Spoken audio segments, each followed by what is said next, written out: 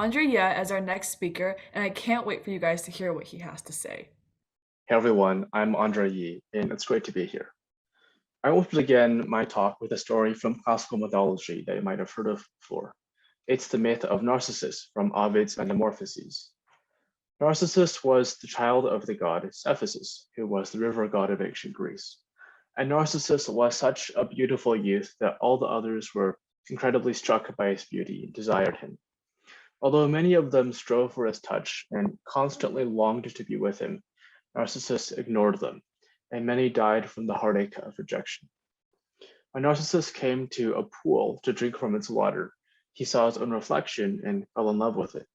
And in the most famous retelling of the myth, Narcissus leans into the water, desiring to kiss his own reflection, and drowns. In modern English, we use the word narcissism to refer to an excessive interest in admiration of oneself.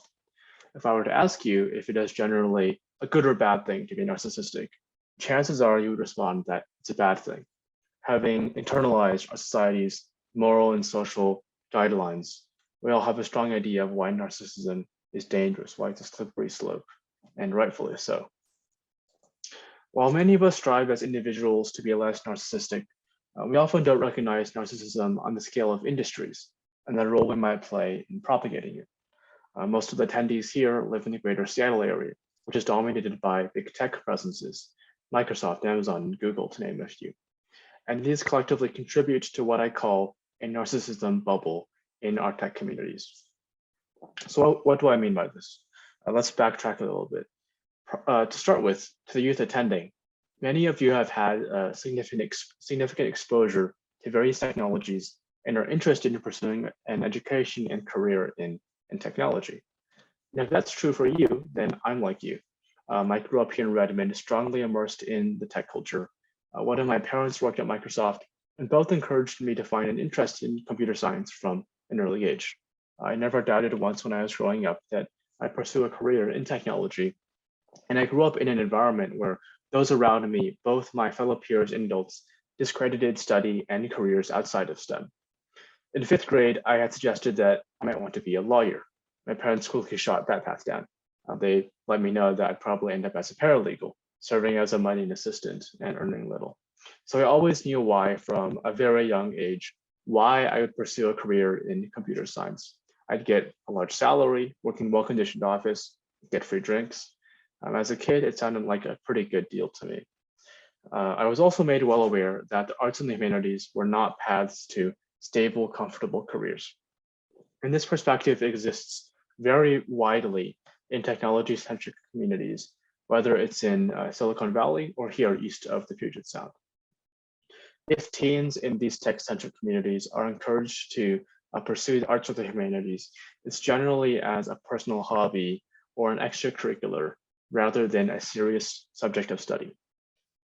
At a fundamental level, we should acknowledge that much of what this perspective espouses is factually true, because statistically, you can't expect to have a higher salary working for a well-established tech company than in another field, especially compared to academia, in which much work in the arts and the humanities is performed. Because the digital transformation has been able to capture so much sheer capital flow, these companies are able to offer perks and benefits that other institutions simply cannot compete with. However, it's the implication instead of the specific set of justifications here that is problematic. It's the suggestion that one should work for, one should dedicate their effort towards whatever organization offers them the highest compensation. And now I ask those of you interested in pursuing a career in technology, are you doing it for the pay and for the free drinks? Most of you will respond, of course, that's not the only reason. You'll probably say that you want to pursue a career in technology because you're interested in it, because you have a passion for it. And that makes sense as well. As economic conditions have become comparatively more favorable in the long term, the role of personal interest in deciding one's specialization has become more popular, more fashionable.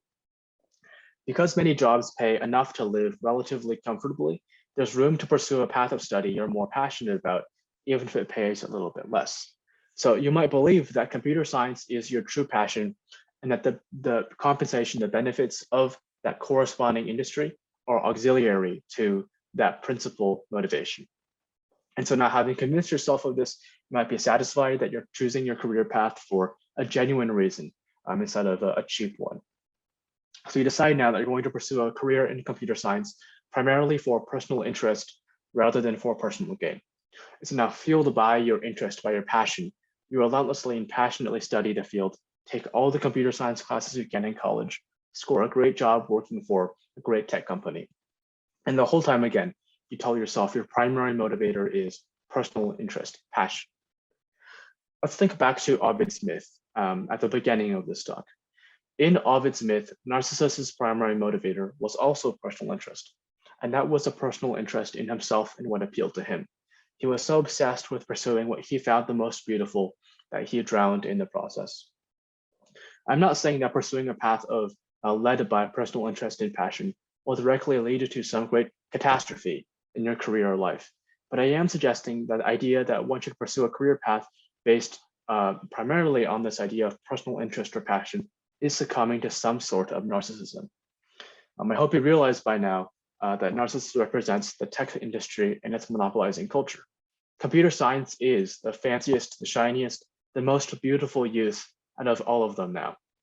And for teens in tech communities who have known almost only the technology world to look at their reflections in the metaphorical river and proclaim to fall in love with it, to find a passion in it, I'm sure we can all agree that that image does evoke at least some wisps of narcissism. Mark Zuckerberg's famous line, "Move fast and break things," it defined an age of exploration in technology. And it was cute when the internet was getting started. But now we should ask ourselves, is it responsible for tech still to act this way? Is tech still about a group of nerdy hackers tinkering around with code? Or has it become an international force influencing billions of people's lives? Can tech still afford to act like Narcissus, admiring his own beauty while ignoring the others? When Amazon or Facebook move fast and break things, is it still an admirable entrepreneurial venture, or does it begin to jeopardize people's livelihoods and the stability of societal institutions?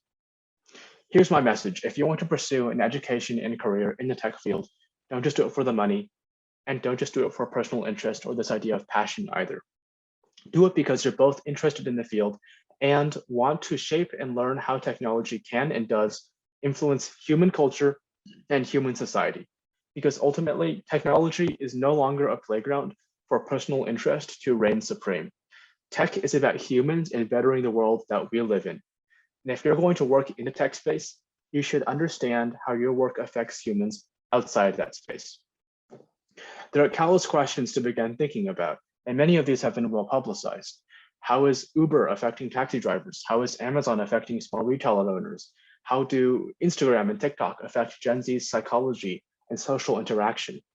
Or more philosophically, how does computer-created writing and artwork change what human expression means? And how does living in a device-augmented world change what it means to be human? These are all important questions. How do you go about pursuing them? For one, go talk to people outside of the tech space. Go study history, art, music, psychology, sociology, economics, philosophy. Pursue these disciplines not as some extracurricular or as a side hobby, but rather acknowledge that these disciplines naturally intersect with and are incredibly relevant to the modern tech field you're looking to work in. I'm not arguing that you shouldn't also have a passion for computer science and that you shouldn't also be excited to dive into technicality. I've done a lot of that myself. I've even wrote a 450-page book about modern deep learning design, and I've spent a significant time doing AI research at UW Medicine Research Lab. I'm a very technical person. Instead, what I'm saying is that you should make efforts to understand how your technical work operates from a perspective or many perspectives outside of your technical bubble. And for me personally, this means pursuing a minor in philosophy complementary to a major in computer science, just to make sure I'm thinking critically and globally about my work in the field. Every time people in the tech space or those seeking to go into the tech space connect with people and ideas outside that space, we move towards a more sustainable and responsible future. And that's hopefully one where the tech industry doesn't end up drowning in its own reflection. Thank you. Andre, I loved how your speech pushed me to think deeper about my interest in computer science and the impact of my career. So let's get started with some questions. The main focus of your talk was how the world cannot afford for the tech industry to be narcissistic anymore. While change must be catalyzed by those within the tech industry, what role do you think the others outside of the tech industry must do to hold it accountable? Right, for sure. So in my talk, I talk a lot about people within computer science taking the initiative to reach out to those outside of their sphere of study to better understand those areas in order to understand the important role that their work in computer science has in impacting those areas. But you're right that there is a dual mechanism that's happening here where people on the outside too need to, and I think are in many ways, take responsibility and take initiative also with interacting with people within computer science and looking at those places of intersection. Because again, there really is intersection everywhere that you look. And if you don't see it, I really think that if you don't see intersection, you're not looking hard enough. So people outside of computer science too, I think, need to fulfill that mutual bond as well of finding places where they can interact with and collaborate with people in computer science to better understand how those disciplines altogether can move forward towards a safer, more responsible future. So, moving on, a criticism that's well heard in these recent years has been that the law has not kept up with advancing technology. What is one law or act that you would like to see placed on the tech industry to keep it in check? Right, that's a good question.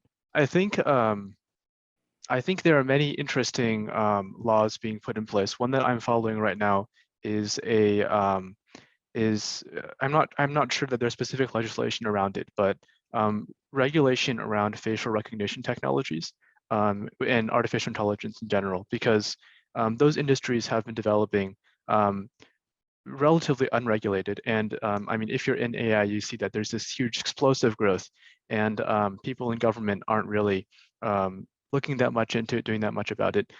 So there definitely needs to be some regulation around that, especially given how impactful it becomes, because computer vision, facial recognition, those are automating a lot of real problems and issues that we have in our society, especially when we're talking about security and for militaristic uses as well.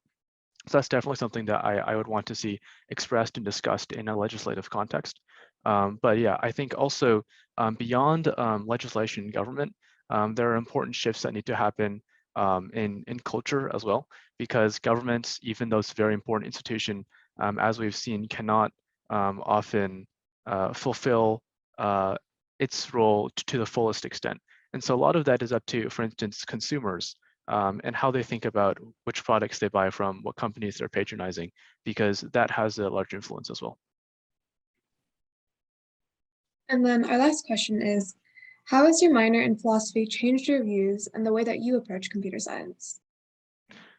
Right, for sure. So something that I think is really important to think about within computer science is, well, obviously there's that sort of more esoteric tangent about, because I work in artificial intelligence, so there's always that thought about, okay, what does it mean for an artificially intelligent program to be intelligent, right? And so we can talk about that for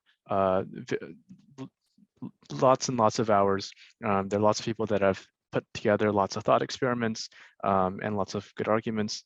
And I think that's really fun to do, but to an extent, it really can seem sort of bordering on not necessary or not, or maybe even useless to an extent.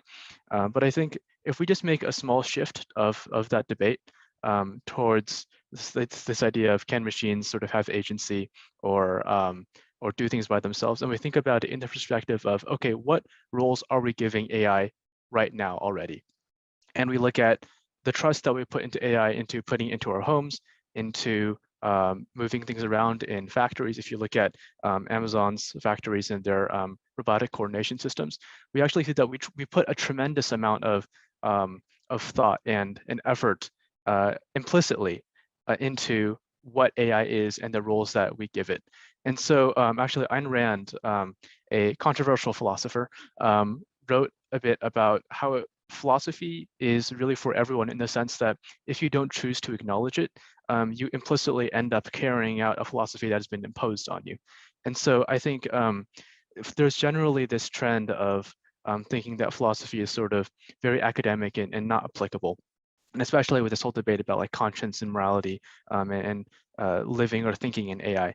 But I think if we all take a step back and think about, okay, what am I implicitly assuming or thinking about all these new technologies? I think we can really find out a lot more about perhaps the good or the bad things that are happening under the radar that we should address. Okay, thank you for those insightful answers. Now let's move on to our next speaker.